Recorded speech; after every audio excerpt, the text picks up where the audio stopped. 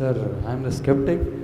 Sir, you about this fact that we should enhance our competence. So, how do you start this process? IIT is a beginning.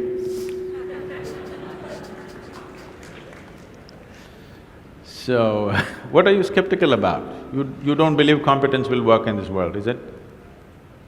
Corruption is also a certain kind of competence, anyway. That was supposed to be a joke. Huh? That was supposed to be a joke.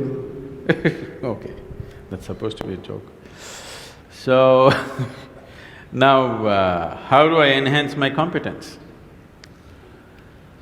See, let's say you want to run on the field, let's say you want to run a race, you want to run 100 meters. It is not running that you have to work on right now, you have to work on your legs and lungs and muscle and everything, isn't it so? So, if you want to become a great engineer, yes, definitely an institute like this is crucial on one level. But any number of people might have come here and gone, not all of them became great engineers. Though they might have produced hundreds of great engineers, still not all of them will become, simply because of their own individual attitudes and competence and whatever else, isn't it? So, whatever the institute can do for you, it is doing. One foremost thing that you need to do is to enhance your own physical and mental capabilities. Because if you want to be a good engineer, you need a working brain. Just having a degree of engineering may be a passport to a job, but it is not a passport to success, isn't it? So to have a working brain, which the engineering degree will not freeze. Usually lots of degrees, when people acquire degrees, they freeze their brains. They think they can…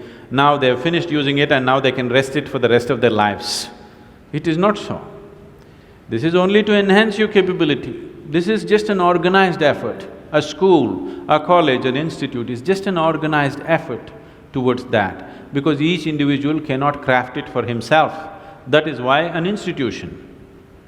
Otherwise, an institution has no other purpose. It is here to just organize that possibility of you striving to be of a certain competence. But that is a mass application.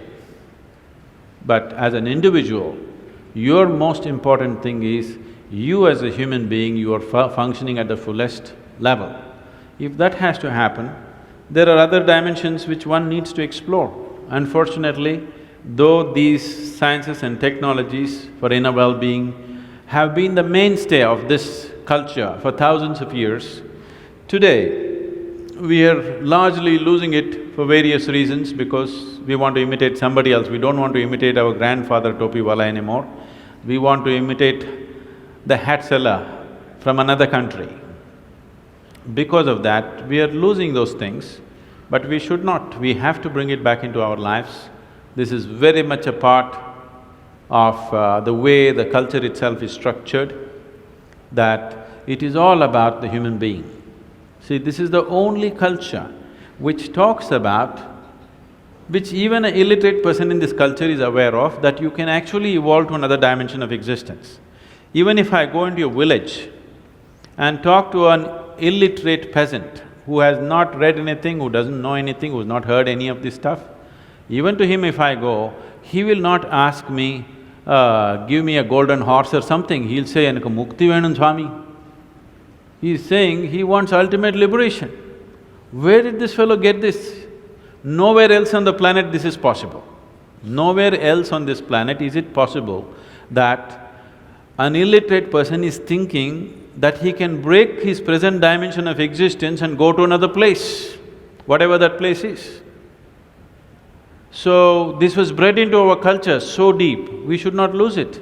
It was not just the idea, there are technologies to become free. If you became free from the process of your body and the process of your mind, if you can sit outside of it and work it, you would work it brilliantly, do you understand? You would be able to use this body and use this mind only when you are able to not treat it as myself. These are powerful instruments in your life. These instruments can be employed the way you want it. only when you have an outside access to it. Right now, you are a phenomenal computer, but you don't know where the keyboard is. When you can't think, you scratch this spot, that's not where it is. Do you see people? When they cannot think, they're thinking hard, they scratch here. It doesn't work like that. There are proper steps that one can take. It could be offered here if everybody is willing for that.